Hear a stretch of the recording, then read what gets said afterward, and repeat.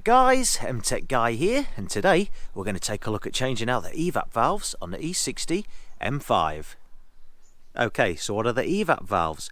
Well, these make up part of your evaporative emission system.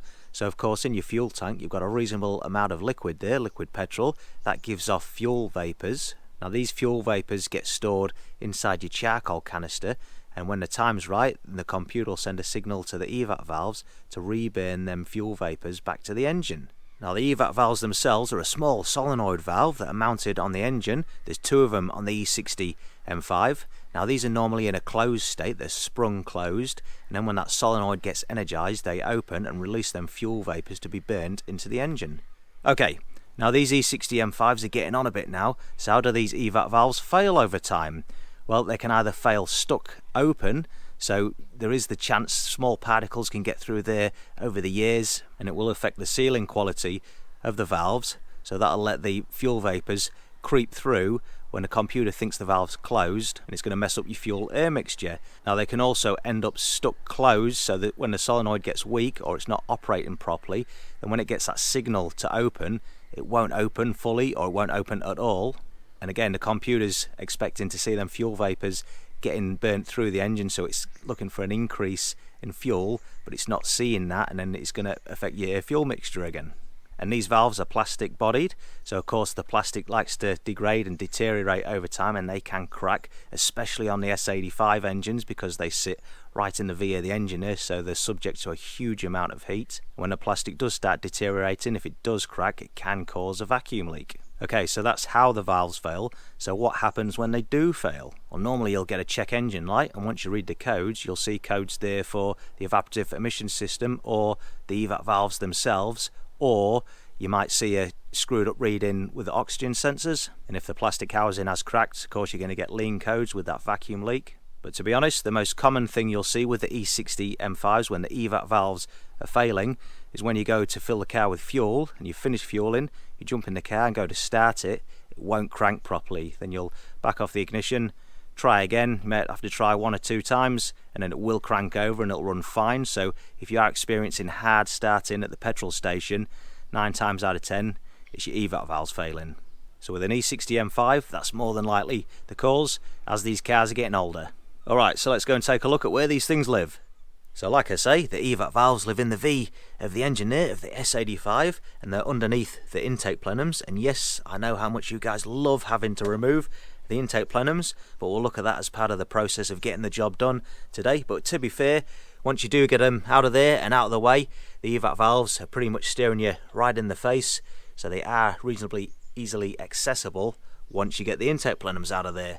Now my 2 Evap valves haven't actually failed. I'm not experiencing any issues right now, but I'm going to get them changed out just as a preventative measure because the car's 18 years old now, and I'd rather do it on my terms now while the car's sitting in the driveway here rather than being out on the road, or could be away somewhere in the vehicle and they'll start playing up and then it's going to be causing drivability issues. So we're going to get them changed out today, and I ain't got to worry about it for many years to come. Alright, so let's take a look at the parts we're going to need to get the job done. So we've got the Evap valves themselves. Of course there's 2 of them on the S85. That's what they look like, and I've gone for the Bosch ones here. That's OEM, so it's a little bit cheaper than the genuine BMW ones, but same item. And then on one side of the valve, the hose is connected with a hose clamp, so I've gone for the genuine ones here. Bought these from the dealer, they're relatively cheap. Now these are the Oetker style clamps, so you will need a crimping tool to be able to clamp these onto the hoses, or alternatively you can just use a regular hose clamp like a Jubilee clip. But I've gone for these original ones, and it's likely I'll probably damage the other ones opening them up and removing them from the car, so they're relatively cheap. Just bought 2 brand new ones there. And as always, what I'll do is I'll leave part numbers in the description box below for these items. Alright, so let's get the intake plenums removed and let's get into it. So what I'll do in this video, I won't go into too much detail in the process of removing the intake plenums. I'll just give an overview of what steps I'm taking until we get up to the point where we're at the Evap valves. Now if it's not a job that you've done before, do check out a previous video that I put out specific to removing the intake plenums. I go into much more detail in that video. I'll leave a link at the top of the screen. So if you want a bit more detail, do go and check that out. Otherwise, let's get into it. Right, first things first, we're going to disconnect the 2 MAF electrical connectors.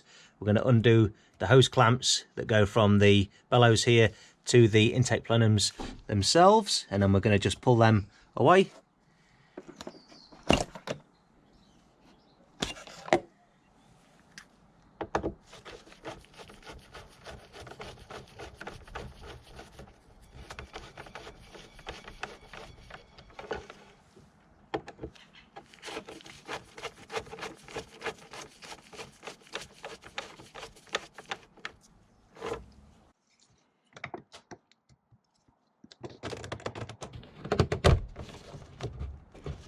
Undo the pipe at the back of the right hand side air filter box.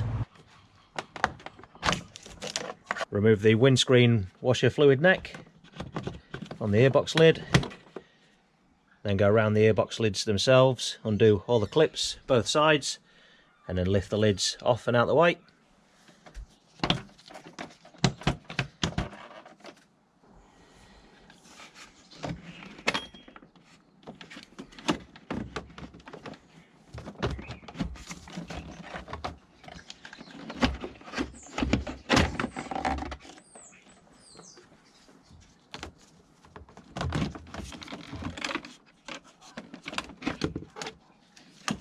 Undo the two retaining nuts and then lift the lower section of the air filter box out.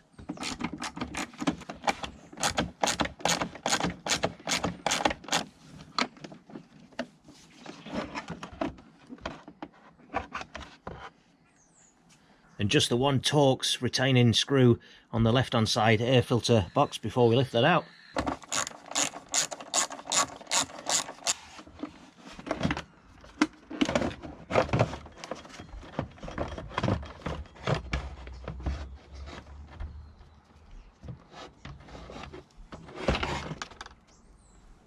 Remove the two mounting bolts for the coolant expansion tank, and then once that's released, I'm going to lift that up and fold it over upside down out the way.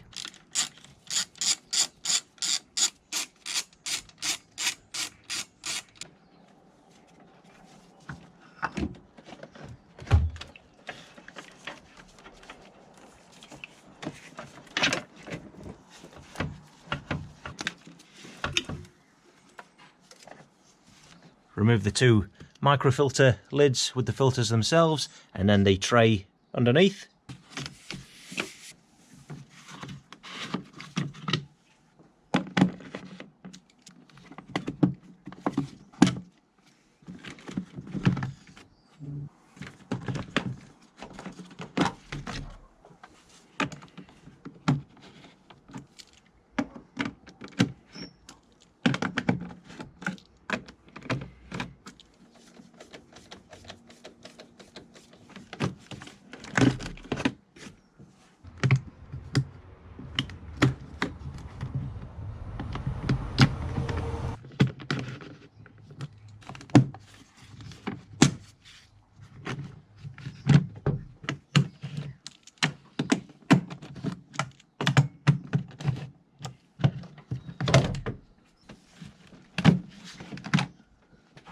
Remove the two hoses at the back of the intake plenums, being careful not to break them. Remove the rubber piece that joins the two halves of the intake plenums together off from one side, just to separate the two halves. Then we're going to remove the four hoses at the back corners of the intake plenums. There's two either side. Lift up the wiring harness connector at the back of the right hand side plenum. Alright, we're almost there. So next up, going to go through and release all 10 of them throttle body intake hose clamps underneath the intake plenums there.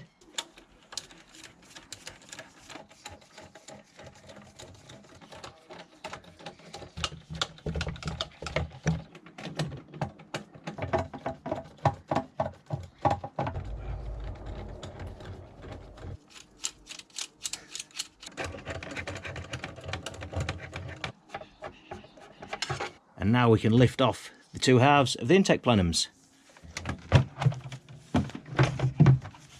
Lift the front up, remove the hose at the front.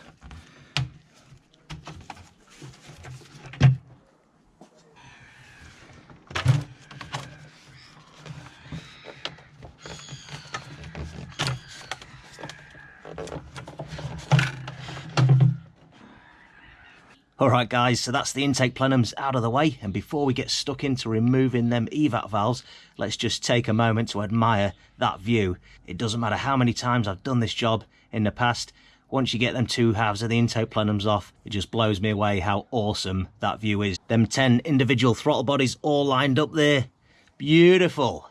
And as fiddly as it can be, getting to the point where you've got the intake plenums removed, it is very rewarding when you're met with that view.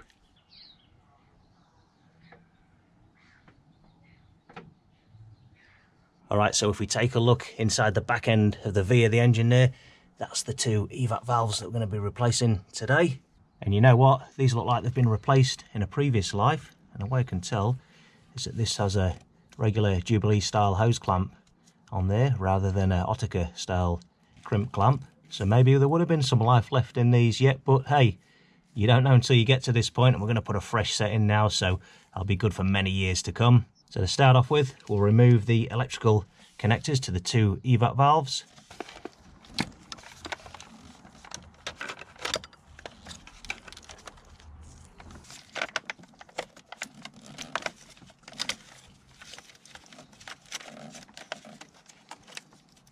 Now we do have these hoses at the back side of the Evap valves there to remove, but they're going to be much easier to remove once we lift the valves up and out the way. So next up, we'll remove the hose clamps on the front side there. Now these have got Jubilee clips on, so I'm going to use a ratchet to undo them. But if yours are original, you'll find that they've got this style Ottica clamp on them. So if they do have these on, you'll just have to pry them open with a screwdriver or something just to release them. Right, so now with the clamps released, I think what we'll do is just push them out the way to the back so they don't fall in the V of the engine. And then we'll unbolt the Evap valves and lift them up so far, and then that's going to give us a good chance to get hold of the hoses and actually remove them on the front and the rear. And there's just one bolt holding these in place. Take a 10mm socket. And just be careful when you lift this bolt out, don't drop it, otherwise you'll be going fishing for quite some time.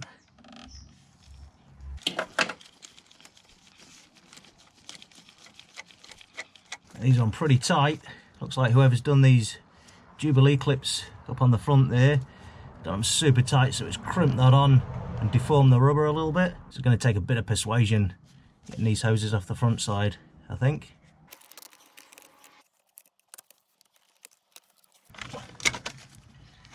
Right, that was way harder than it needed to be.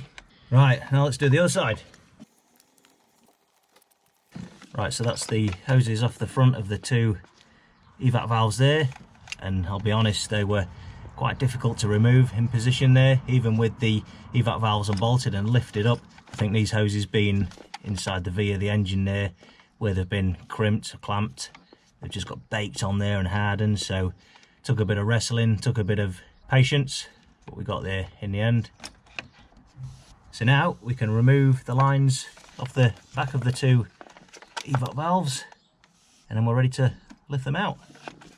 Now these ones are a little bit easier because they've got a little plastic release clamp on the back there, a little bit fiddly getting to it, a lot easier than wrestling the ones off the front there. Get a close up of that one there. As you can see, it's got the tabs either side, so we're just going to press them in and then ease the clamp off, try not to break anything.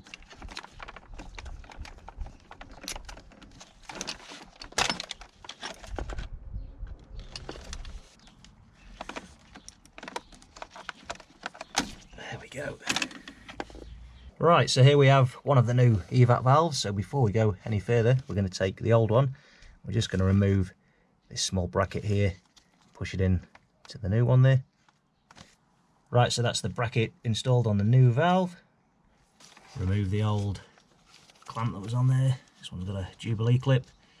What do you guys call these in your part of the world? Do you know it's a Jubilee clip? That's what I know it as, coming from the UK, from England. What do you call it? A hose clamp? A worm drive clamp? Let me know in the comments below. We'll fit our new clamp on there. Just push it right the way down so it doesn't drop down off the end of the hose into the V of the engine. So now we can clamp the rear connector on there, the rear hose.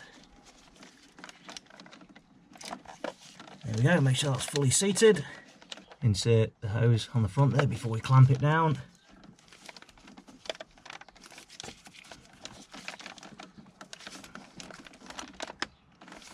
Right, so now we'll bolt the Evap valve to the top of the engine there before we go any further. And again, being careful not to drop that bolt down into the depths of the engine bay there,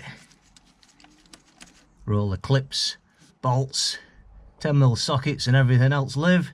They'll literally vanish off the face of planet Earth. Tighten it up, don't need to go too mad. And then we can position our hose clamp, tighten it up. And if you are using an Ottega style clamp, make sure you've got a proper set of crimp tools like this.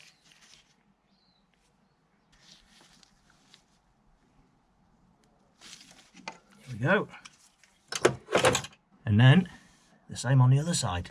New bracket in position. Press it onto the rear hose.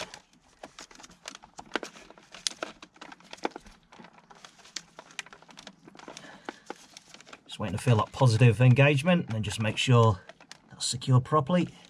You don't want to get everything back together and then find out that you've got a leak here. Front hose, old hose clamp off. New one on.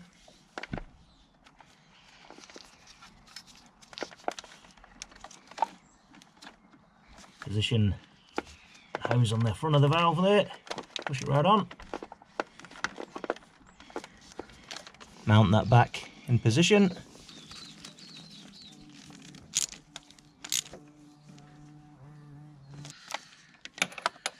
Again, position the new hose clamp. We'll crimp that in place.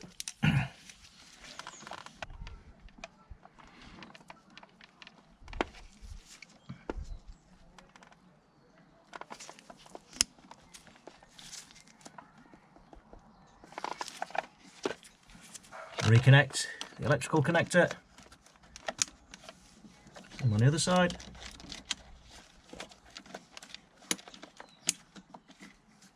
Alright, so there we go, that's the two new Evap valves in position. So now we can start piecing everything back together again.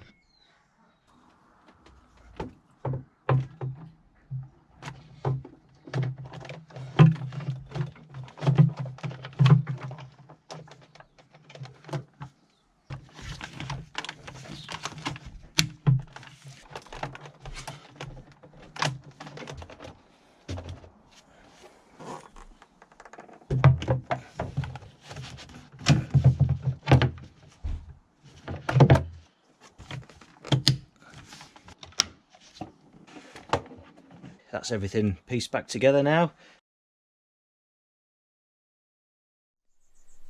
Alright guys, so there we have it. That's the steps required to get your Evap valves changed out on your E60 M5. Now if you found the video interesting or useful, don't forget to give it a like, and make sure you go and check out the rest of my YouTube channel for more BMW E60 M5 DIY videos. Consider subscribing if that's your cup of tea.